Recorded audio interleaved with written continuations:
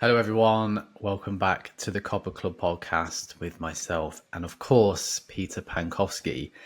We're going to be doing something completely different this week, and that's down to the feedback from the survey we put out. So, look, really grateful for all the responses about what you want to see from us, whether that's the magazine, online, or our podcasts. I'll attach the link to Apple, Spotify, and YouTube descriptions if you haven't and you want to have your say.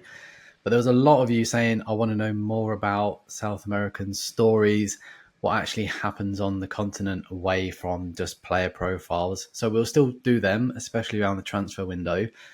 But Peter and I have put together a list of ridiculous, bizarre stories coming out of South America, as you would expect. So we're going to do a whistle-stop tour around a few countries over the last few weeks. And we're planning on doing this once a month.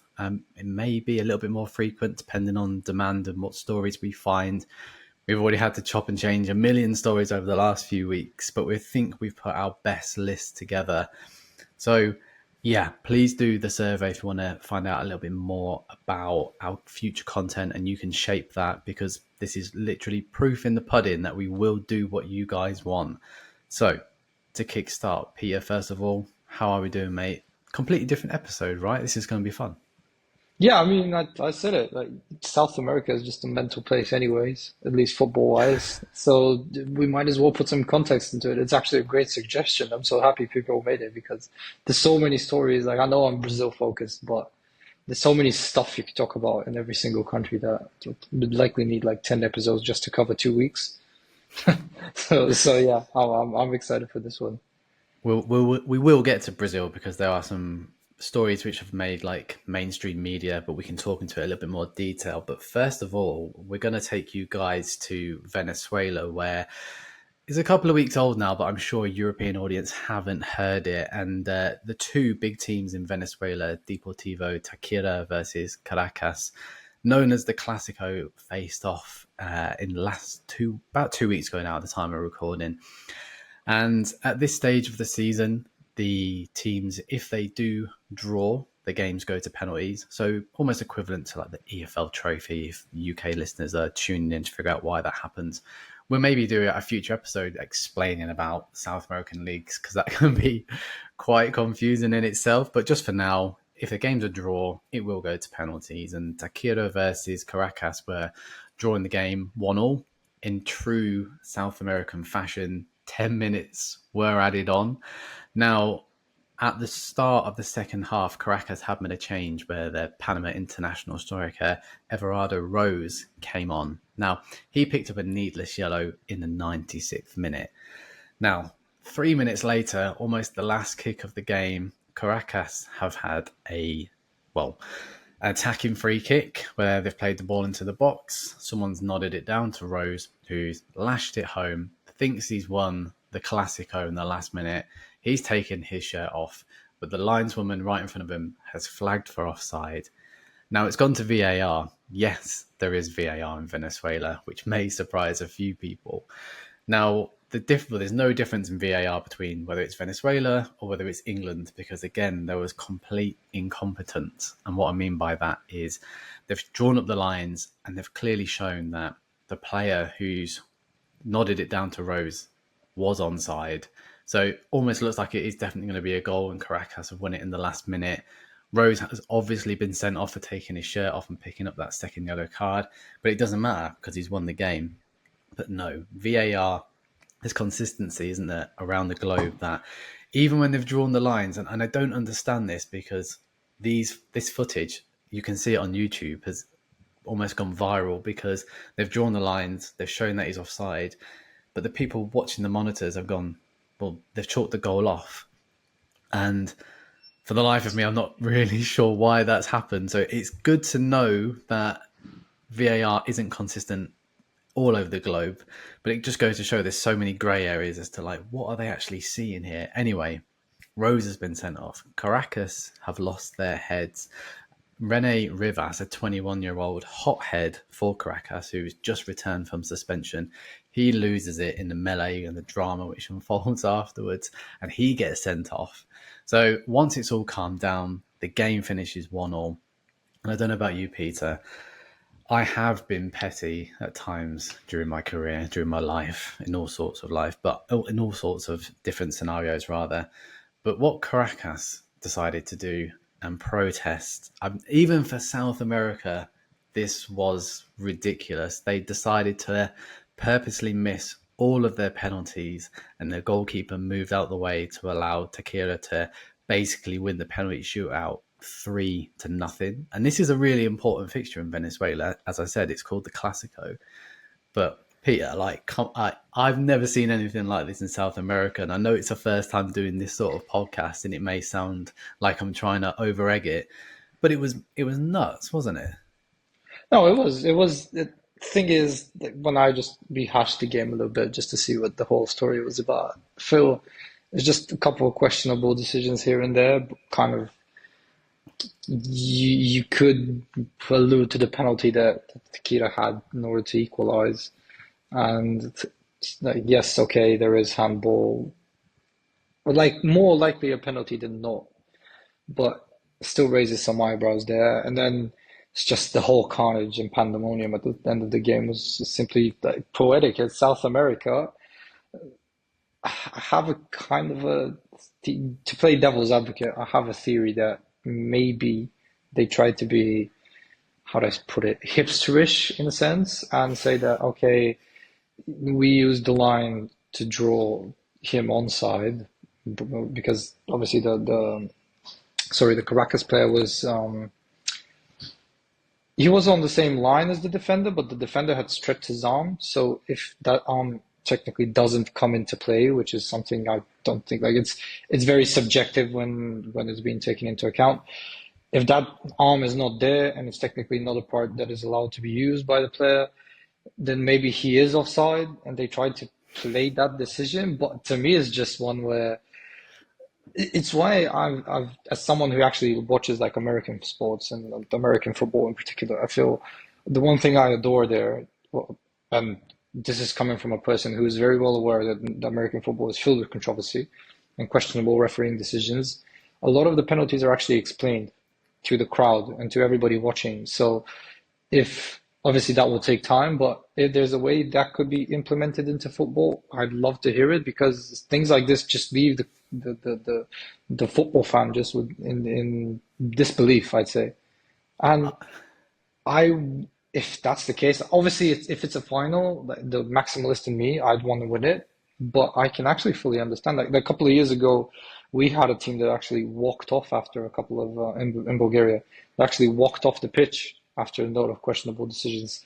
So this, honestly, pettiness in football is not something I'm a stranger to. So not really surprised there. I think I do like that angle of like the referee explaining why they've made that decision, and I think it's been introduced in a few countries, but again, it just shows the inconsistency with VAR no matter where you are in the world. But I don't think even if the referee had stated his decision, like Caracas would have like approached this sensibly. They clearly had an agenda here, and yes, it wasn't a final; it was a regular game here, so they could almost afford to have this mini protest. I was trying to put myself in Caracas's shoes and think that I would probably do better than them, but I probably probably wouldn't have, and it would have been a big stance for a player to go in and score after obviously the decision's been made for the other team not to. But that was just wild, and I think it's going to hopefully it's going to set the tone for our other stories throughout. But that one was just ridiculous, and Yeah. I don't think anything. I tried to find out if anything had happened afterwards, and shocked that the league had sort of just brushed it under the table and tried to carry on. But look, this game is on YouTube, and I definitely recommend going checking it out afterwards, because it is really quite funny as a neutral. But you'd be so annoyed if you were a I Caracas was fan. I was going to mention that it's just classic South America. Whenever controversy pops out, and this is something and this is obviously normal to react to, but like if it's a racism case or something, that's the only, or something of sorts, that's when like they react. Anything else, questionable refereeing decision, red cards, someone maybe even beating up the referee, is just shrugged under the table, and it's, yeah, this never happened. We'll just quietly jot along like CONMEBOL is there. We'll worry about it if we have to worry about it. 100%. And look, we might have to make a penalty section, because before we move over to talk about our second story of the week, is as soon as I noticed penalties, I don't know about you, Peter, but it popped up on my timeline because I didn't see it at the time. But Boca played Talleres in the Copa America round of 16. Now, if you love penalties, then this is another sort of YouTube clip to go back through, because it was 22 penalties before Boca eventually got through to the quarterfinals. Boca's goalkeeper scored, Talleres' goalkeeper missed. I don't know about you, but the last time I saw 22 penalties, I think it was Man United Villarreal in Yeah. Europa League final. There must have been more, but like not as high profile. 22 penalties. I mean, I love a penalty shootout. I could even get the wife involved in watching a penalty shootout with me. But even after 22, I'm bored. It's a hard sell, isn't it? So yeah, not quite as sort of maybe dramatic as the Caracas deciding to Oh, miss all of theirs. to be honest, If props to the commentator for that game, because he was hyping up every single penalty and the penalty miss as well. You could just hear it. Like, I know South American, especially Latin commentators in terms of YouTube, yeah, Spanish yeah. speaking commentators, they're different levels, but this was just one of the best. Like every minute, like But it was a yeah, sight to see. That will get me off my seat for sure, yeah, fair or at play here. least keep me More invested. At least keep me invested. Like I admit, 22 penalties is a lot. give him a pay rise for that. Yeah. We'll move away from penalties, but we'll keep an eye on penalties and over the next month before we do the next episode, because there's always some sort of contentious drama. Sticking with drama, but moving across to Bolivia now. At the time we're recording this, we're in the middle of the World Cup qualifiers. And what's interesting about South American World Cup qualifiers this time round is there are 10 teams competing to reach the 2026 World Cup, and 7 of them can be there. So if you are in that bottom 3, then you've done something terribly wrong. That 7th spot goes to a playoff, and I believe they'll play in Oceania teams, so potentially someone like Australia, as we saw Australia Peru last time before Qatar, I think it was, which inevitably went to penalties again. So there's a theme already for the start of this podcast. But Bolivia are a team who have made a World Cup, but I can't remember. I probably should have jotted this down before. It's been a very long time since they have been at a World Cup, and they're very inconsistent. But the reason why they're always in contention is because of the high altitude in Bolivia. Now, we've spoken about this a few times on the podcast before, but if you are just joining us and wondering why Bolivia seemingly win all of their home games, it's because they normally play in their capital, La Paz, which is 3,500 meters above sea level. Now, what does that mean? Well, that means there's 50% less oxygen in the air. So when countries or players who aren't used to those conditions go there, they generally suffer. They feel nauseous. They feel sick. They can't last the whole game. We see it time and time again in the Libertadores and Sudamericana. Brazilian teams who have no altitude just send a reserve team and just don't really care about the fixture. But for the Bolivian national team, it's an opportunity for them to use that to their advantage. And at the same time, it really irritates, if I'm going to put it in a PG way, other nations. But for me, if you're Bolivia and you have that advantage, you use it. But not only did they use it to their advantage this time, they took it up a notch because, as I said, they normally play their home games in La Paz, and that's 3,500 meters above sea level. But things haven't been going their way of late. So a home tie against Venezuela offered them an opportunity to bridge that gap for 7th spot. And they decided to, well, the rules allowed them to move from La Paz to Always Ready Stadium. Fantastic name, fantastic football club. And their stadium is called El Alto, which is the highest football stadium in the world at 4,200 meters above sea level. No surprise then to see Bolivia pick up a 4-0 victory. If you are to watch any clips of the game, go back and watch Vaca's first goal. And in true sort of altitude advantage style, the only way to describe it is, when you're a kid on the beach or in the back garden and you have one of those plastic footballs and you like strike the ball and you feel like you've turned into Roberto Carlos because the ball just whistles and goes everywhere. That's exactly what it's like at that level, because there's less oxygen, so the balls are lighter. There's been rumours before that Brazil in the national team have trained with volleyballs ahead of games in La Paz. Like, other nations feel like Bolivia shouldn't have a say or shouldn't be able to move stadiums, which, I don't know, I think that's a little bit harsh, because I was recently speaking to a Bolivian football journalist about this, and he said, well, when the Bolivian players go and play out of the altitude, there is a knock on effect for them because the ball's heavier, they struggle. So it's a bit of, it works either way. But anyway, that's another discussion. Bolivia won 4-0, and now I think they're in, almost at the halfway stage in the qualifiers, a couple of points on that seventh spot. It would be really interesting. I would love to see a World Cup in Bolivia. It's obviously never going to happen, but that's what I was thinking. That would be like the only chance they'd ever get to probably win it. But if we're going to go back to the Copper Club style, there were two players on the score sheet in that 4-0 victory who, and for those who don't normally tune into this particular podcast, we look at South American gems, and Bolivia aren't a nation to normally produce players. Now, two players who were 20 within both featured and both scored in that game against Venezuela were currently at Santos, Enzo Montero and Miguelito, who both performed in the Copinha, which at the start of every year is a really valuable under-20 tournament where a lot of football clubs are trying to find the next best player. Players like Esteval, Endrick have all come from there. And now there's two players here, Montero and Miguelito, who both play for Bolivia, both scored, and they look really exciting. I don't know too much more about them from what I've seen in a Bolivian shirt. So over to you, Peter, because I believe you've seen them a little bit more. Is there one out of the two who's caught your eye more, or are they both sort of aimed for a fairly decent career? Well, it's a bit harder to say because I feel Enzo Montero is actually just now kind of being introduced to the squad. As I'm not really surprised he's kind of taken the route to choose Bolivia. You know, Brazil right now have a big influx of really good nines. We have obviously Pendrick, Kawa Elias is there, Vitor Roque is there. So that's just three of a couple of names that you could also throw in the mix because he's not someone I usually quote as a winger. But they have like a handful of nines that he's likely never going to slot ahead unless he takes a very big leap. And that's why I suspect he's done what he's done and decided to play for for Venezuela, sorry.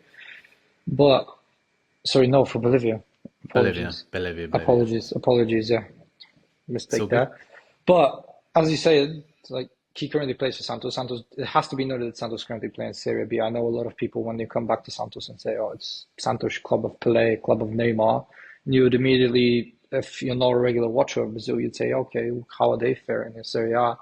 And you'd be surprised to know that they're in the Serie B, but they did get relegated last year, so I'm not really surprised he's kind of been getting chances now that he's quite easily ripped up the under-20s, and he was very good at the Copinha as well, albeit Santos weren't exactly kind of the side I expected them to be in a sense, but he was still very noticeable. And the reason he is very noticeable is actually, I'd argue there's world-class movement in him.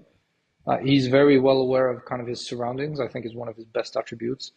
And because he's aware of said surroundings, he knows when to attack space, when to drift just a little bit backwards, just to attack like an open pocket of space that is there.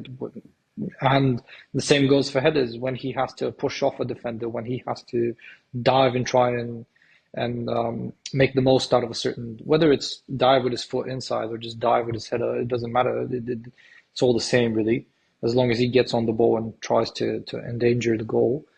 And that's a very, very mature poacher's instinct that you don't easily teach, especially with young players. And props to Santos Academy. The one thing I've always praised about them is the fact that because of their financial levels, they can't really go too much into the market for very good, expensive signings. And this is why they kind of have to rely on their academy and at least producing one or two talents alone that can elevate the first team. Now, again, he's not a starter. He's just been introduced. I believe his last game was actually against Guyash in end of August, I'd say. But that being said, he will be there. The reason I don't think we'll see much of him this year, unless like luck turns his way, is that Santos at the end of the day are in Serie B. In Serie B, you kind of need more robust, experienced players to actually get promoted. And they do trust someone like Julio Force, who's a very experienced striker in Brazil these days, albeit for Serie B level. And I highly doubt they will see much of him. But when you kind of look at him at youth level, especially, I think he's now bagged above 20 goals at under 20s level. You can tell he's a danger man. Like you can see it from the fact that whether he's not on the ball or whether he's on the ball, it doesn't really matter. The defenses always kind of have him in the back of their minds. And with regards to Miguelito, he's one that I think he now has about the 20, I'd like to say 20 senior experiences at Serie A level. And yes, it's largely like bleep tests, minutes here and there that he can be introduced to, but he has been kind of the gem from the academy, albeit not to the gem level of, say, someone like Esteval or Vitor Roque a couple of years ago, so on and so on. He's he's good. He sorry, okay, maybe I'm now checking my notes and it's actually more than 10 apps, but it doesn't really matter. He still has more than 10 senior appearances to his name for 3 years, which is nice. You can see that he's balancing senior football with on largely under 20s football, which is very good to see for him. He's adjusting slowly. Usually for him, he's more of a midfielder 10 type hybrid. I'd say he's very technical, very pleasing on the eye. He also has a very good late box crashing instinct. Like with him, the thing I feel he relies upon a lot is actually his shooting and finishing ability. Peach of a foot. Like the amount of times he can threaten a goal from 20 yards out is actually very, very impressive. And I know this is Brazil, where people attempt shots from the halfway line with ease, although 99% of the time those fail to actually hit the target, but that's another story. But he's definitely one to keep an eye on. And I know that kind of, again, it's Serie B, but if he gets a shot, I feel he'll get more out of kind of Santos right now. They sit in second place. I doubt they'll actually rely upon him as well as much, but he is exciting and he is one to watch. Definitely, like definitely. And the fact that he's getting international experience with Bolivia, it's just unheard of, really, for some two good names to come out of Bolivia at this sort of stage, playing in Brazil, like I said, performing for Santos, but that's Serie B, but performed in the Copini as well, and getting chances. And they'll be looking at that seventh spot. I don't know if it's achievable. I'm a huge Bolivian fan of the national team or the league itself, so obviously I'll be rooting for them. And do you know what? Whether other nations aren't happy that they've moved to El Alto, well, they probably would if they had that too. So long may it continue. Let's see where they end up by the end of qualifying, and they may have snapped up seventh spot. Before we move across to our Brazilian stories, I just want to announce that Kevin Hatchard will be returning to the podcast next week. We will be debating a few South American players in Europe. He'll be providing his predictions over the next 12, 18 months for them. But we will also dive into that Saudi debate, because there's so many South Americans now moving across to Saudi. And every time I post about Saudi, I get more comments than likes. It's one of those debates. So please do join us for that. And if you enjoy the episode so far, also subscribe across any platform you are listening to.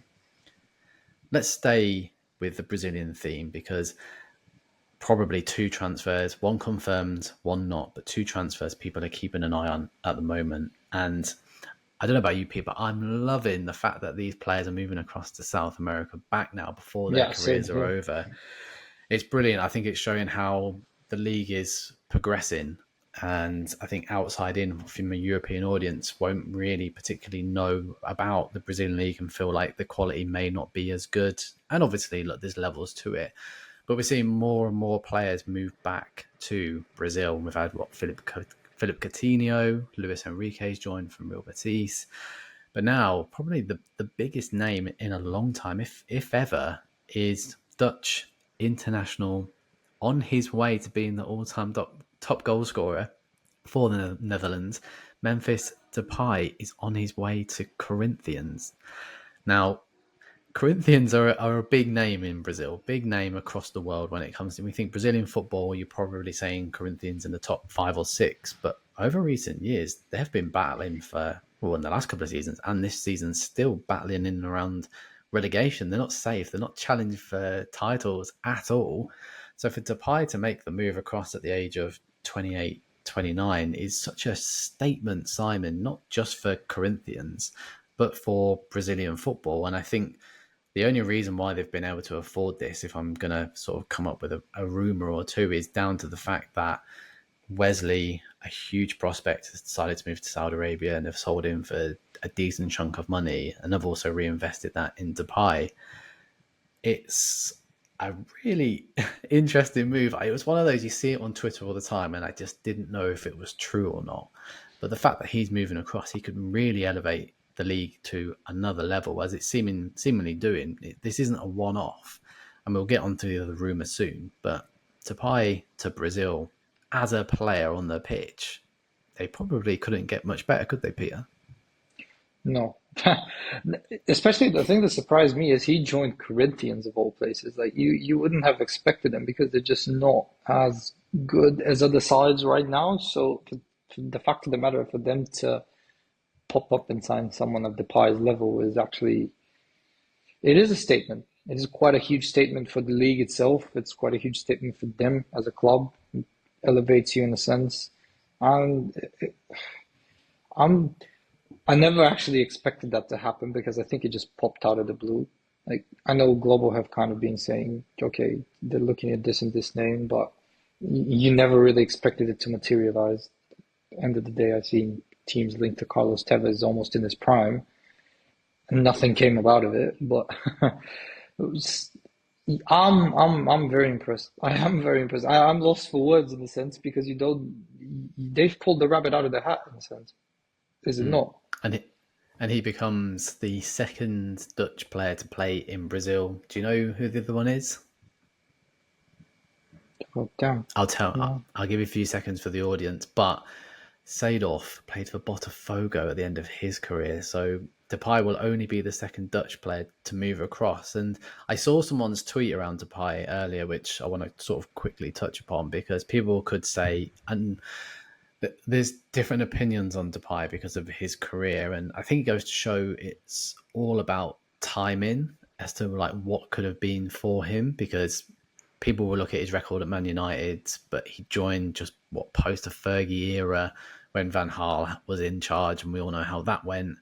Then he was unbelievable for Lyon, but this is when PSG were just dominating year after year. He joins Barcelona, Messi leaves, and then he moves across to Atleti Madrid, and then Griezmann comes back 6 months later. So, like, he's had an unfortunate career path, even though, like, he's shown, like, especially in Ligue 1, how good he was.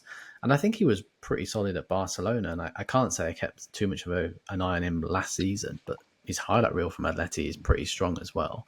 And for him to move across before he's 30, I think this is a real statement signing.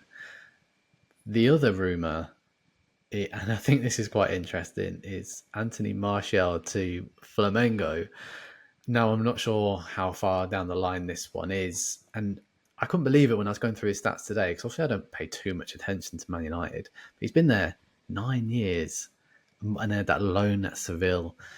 And obviously injuries have sort of plagued him, and you can make excuses in that sense.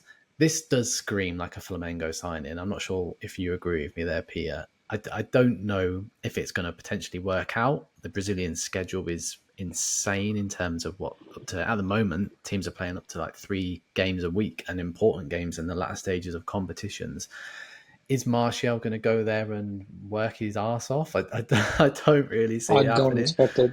If anything, I think he'll No. just take the advantage of like, but we have to take into the account the fact that both of them are actually joining a place that Sao Paulo and Rio is just it's it's a fantastic Yeah. place to live if you're rich. And at the end of the day, these guys have enough money to to afford a very lavish lifestyle, which is fine by all means. You've worked absolutely for it throughout your life. I mean, go and enjoy your fun, but and I'm not here to say like Martial has a questionable attitude. I'm not his manager or anything of sorts to actually make that statement, but it's one where just a player character on the footballing pitch, we've known Martial for not being like a tireless worker off the ball, so on and so on.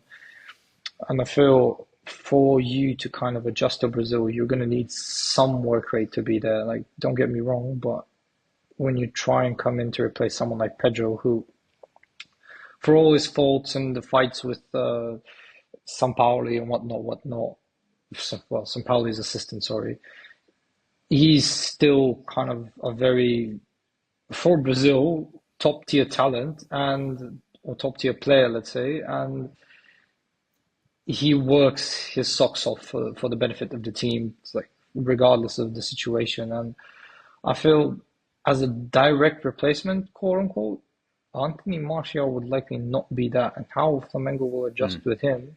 It's one where I feel more. I'm excited to see him. Don't get me wrong, but it's one where I feel more. It's kind of the name is there, so and he's willing to join because of whatever situation there is.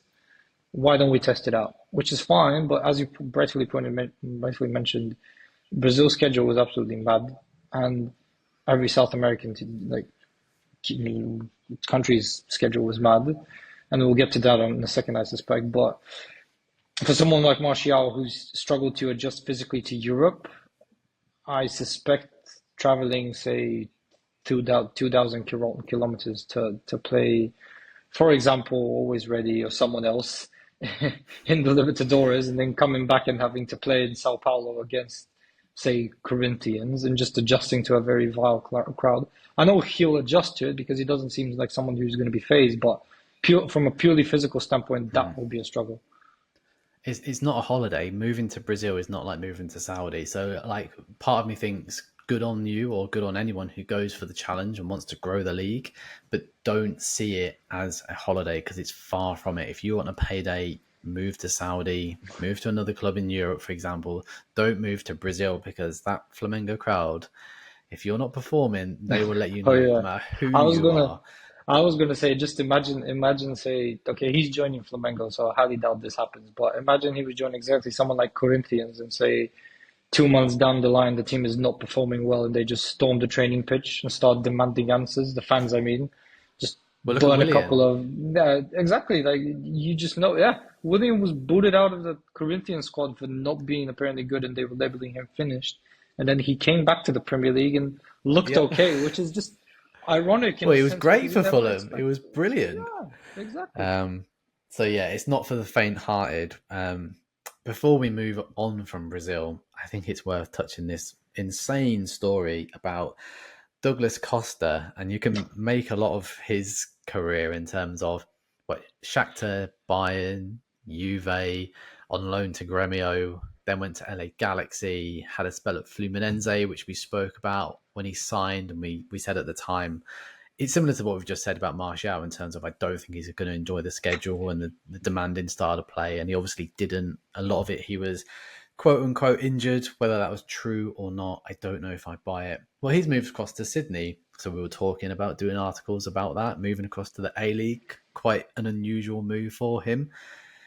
But the thing is, he's not just joined Sydney because he's also, for some reason, began an OnlyFans account. I'm not sure what you've seen about this. He's quite good because he's put out two statements. One statement was very PR and the other one was not PR. The PR one was, I've decided to join OnlyFans because I believe in the company's credibility and potential for global reach. There's your PR answer. And then his next response was, I just want to make fans happy. I don't think I want to know what sort of content Douglas Costa is going to be putting out there, but this is a shining example of a player who had almost the world at his feet, whether he was overhyped or not, and his career spiraled out of control, and he's clearly after some sort of payday or some funds. But I've never seen this before, and then it was another story, sorry, that I saw on Twitter, and was like, this can't be real. This can't be real. But I would, if I had to guess a player who was probably going to open an OnlyFans, I think Douglas Costa at some point would have been in my guesses, even if we'd got to 20 or 30 names. But peak Brazil, have fun in Sydney. I will not be subscribing Douglas Costa, but I'm sure you'll have a few other people. Talking about crazy schedules. Now, some people may have seen this one already, but this one was quite bizarre in terms of the Chilean champions, Huachipato, had two games on Sunday back to back. They played O'Higgins in the league and then Imperial Urido? We'll go with that. Imperial Urido in the cup. Now, that's because of how busy their schedule has been, and with the cup progressing to the further rounds, Huachipato were actually behind. Now that's because they were in the same Copa Libertadores group as Gremio, Now, as we know from the podcast and talking about Gremio, there was horrific floods in the south of Brazil this year, which meant that lots of games were suspended. Huachipato with Gremio was one of those. The Libertadores group stage didn't finish, I think, until 2 weeks after the draw for the knockout stages had been met. But obviously, this has a huge knock-on effect with domestic football as well. Now, fans, this in theory, it was a good afternoon because the fans could enter the ground for one game and watch both. So they got to watch the league game and then the cup game. Now, they put the under-20s and reserve players out for the cup game because it was the second leg. They were already winning that 2-1. Now, they won the league game 1-0 against O'Higgins. A nice goal I think it was within the first 100 seconds. So fans probably thinking, going to get my money's worth here. But then that was the only goal of the afternoon / evening because it finished 1-0 against O'Higgins and then 0-0 against Imperial in the cup. Now, I can't remember. I've done a bit of digging, and I think there was a Scottish game once where there was back-to-back games, but I don't think I've ever seen that before. The main reason why I wanted to highlight that is because it's peak South America, yes, but in between the European international window, Man City's Bernardo Silva's come out and he was complaining about the lack of days off he's going to have over the next 3 to 4 week period because Man City's schedule is too busy. So Silva, if you are listening, it could be worse because if you were playing in Chile, you may be having to play back-to-back matches. Now, we're going to sign off the podcast talking quickly about, we're going to do a roundup at the end for maybe a team or a fixture to keep an eye on for this weekend, and dived into the Colombian top flight. Now, they have a team called Jaguares de Cordoba, who are currently bottom of the league. They've played 8, they've lost all 8, and they haven't scored a goal. Now, they're 20th, and they're playing Envigado, who are 19th. They've only won 1 this season, so that's your 20th versus 19th clash this weekend. Everyone was excited about San Marino versus Liechtenstein, and then Liechtenstein versus Gibraltar. This is the equivalent which is going on in Colombia at the moment. Now, I've done a little bit of digging as to see what is going on here, and Jaguares de Cordoba are almost the Watford of Colombia I've come up with, because they've had 3 managers already between April until now. Julio Mendez, Nestor Cravioto, Edgar Carvajal is currently the man in charge, and they've all lasted the first manager Mendez 4 games, Nestor lasted 5, and Carvajal is on 3. And I've gone back and watched the highlights for the last 3 games. And in the last game against America de Cali, where they lost 1-0 in the last minute, which was quite sad to see from a penalty, there was 12 minutes of highlights and they didn't show one in favour of Jaguares. So there's plenty of problems going on in Colombia at the moment. But that is the game to watch. If you are listening to this podcast looking for a match to watch in the early hours of Saturday morning, it's Jaguares versus Envigado, 19th versus 20th in Colombia. Something has to give at some point. San Marino can be the inspirers to get them over the line or even get them a goal, because so far it has been pretty bleak for them. We'll leave it there for this week. Hopefully you've enjoyed the roundup of stories. We will be back within the next few weeks with more tales from South America. Peter, thank you for your insight. Yeah, thanks, Nate. As always, just a pleasure to be here. You know it. And we'll be speaking to Kevin Hatchard and having that Saudi debate next time. But do subscribe to the podcast, do rate us, do give us a like. It massively helps us out. And until next time, we'll bid you a farewell.